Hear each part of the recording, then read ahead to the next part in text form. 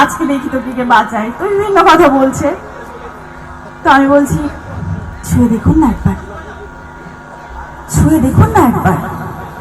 উকিল দিদিমণিকে তো চেনেন না, উকিল দিদিমণির এক একটা মার হলো ভগবানের মার।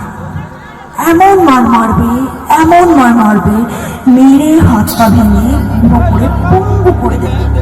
তারপর না আবার পঙ্গু হয়ে ভিক্ষে করে খেতে হয় কৃপান বাবু। Thank you. হাতের তালি কোথায় গেল শুনলাম তো, খুব সুন্দর একটা স্কিম একদম।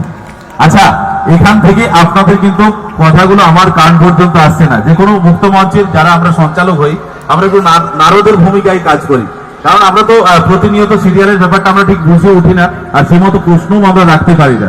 তো মাঝখানে নারদের ভূমিকায় থাকছি যখন, আমি নিচে একটু যাবো, কারো কিছু জিজ্ঞাসা থাকলে একটু জিজ্ঞাসা করবেন তো, নাকি আসবেন তো, করবেন একদম। আমি একটু যাচ্ছি সামনে, পারমিশন নিয়ে। কার কি জিজ্ঞাসা আছে?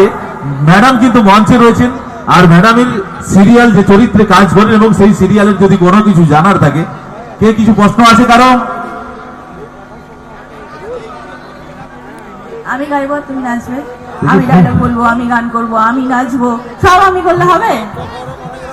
বলো। আচ্ছা, এখানকার মেয়েরা কি খুব হিংসে করতে নাকি গো? তোমরা ভালোবাসো তো সবাই, তাহলে প্রশ্ন তো থাকতে পারে। ডাকছে ডাকছে ডাকছে, তুমি দেখতে পাচ্ছ? হাত তোলো হাত তোলো। হ্যাঁ, কি প্রশ্ন আছে বলো?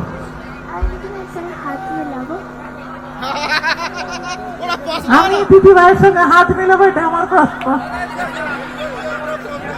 একদম একদম একদম একদম, ওটা তো আশা থাকবে, প্রত্যেকের মনে আশা থাকবে, সেলফি তুলবো, হাত মেলাবো। এটা কি প্রশ্নের মধ্যে পড়ে? এটা তো মনের ইচ্ছেটা মানে জানানো হয়। কিন্তু প্রশ্ন যেটা হয়, ধরুন কোন বৌদি হঠাৎ করে জিজ্ঞাসা করে, আচ্ছা আপনার বিয়ে হয়েছে, বাড়িতে কে কে আছে? ঠিকঠাক গলায় করতে পারছি আপনাদের হয়ে? আরে আপনারা যদি না বলেন, আপনাদের বলতে গেলে ওরকম বেটা ছেলে যদি মেয়ের গলায় বলি ওইরকমই লাগবে, আর বেশি কিছু লাগবে না। আমার হেড়ে গলায় আর বেশি কি করে মেয়ের স্বর করবো বলুন? চাদর চাপা দিয়ে হাসতেই হয়ে যাচ্ছে, হেসেই যাচ্ছে হেসেই যাচ্ছে। প্রশ্ন বাড়ি কে করবে? বলবে পদ্ম আমার সাথে কথাই বললো না। একদম, ওখান থেকে কাকু একটা হাত তুলেছে, আমি যাবো সামনে। এটা তো আমি বলেছি, আমরা ছেলেরা সবসময় এগিয়ে থাকি একদম। পয়সা নিয়ে কি করতেছে ম্যাডাম? ম্যাডাম এত রোগা কেন? এইটা একটা দারুণ প্রশ্ন করেছে কাকিমা, একটু সাইড দিন। একটা দারুণ প্রশ্ন।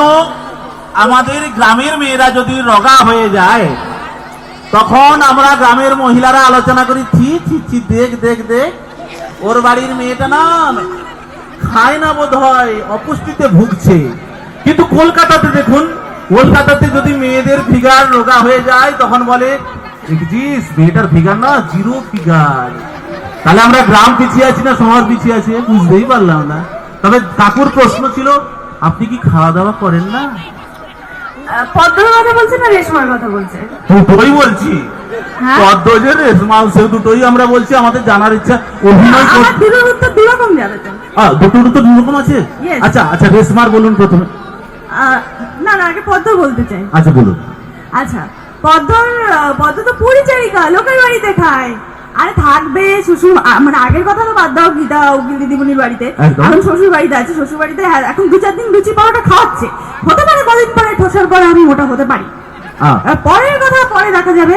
আপাতত 2-4 দিন খেয়ে দেওয়ার কেউ মোটা হতে পারে না। তার আগে পর্যন্ত তো শ্বশুর বাড়িতে আমাকে করতে হয়েছে বা করতে হবে, মানে মোটা হয়েও লাভ নেই। 2-4 দিন মোটা হবো, খাবো, তারপর আবার আমাকে এই কাজ করতে হবে। কোনটা কি রাগ তুমি বুঝতে পারতো পরিচালিকা হলে? আমরা আমি নিজেকে নিজে জীবনে কাজ করতে দেখলাম না। এর থেকে বেশি উকিল দিদি কাজ করে, বলো, রান্না করে। আমি জীবনে কাজ করতে দেখলাম, আমার নামটাই শুনেছি। এদিকে প্রশ্ন আছে, আমি বুঝতে পেরেছি। হ্যাঁ, না না, ভালো প্রশ্ন করছে কিন্তু এদিক থেকেও।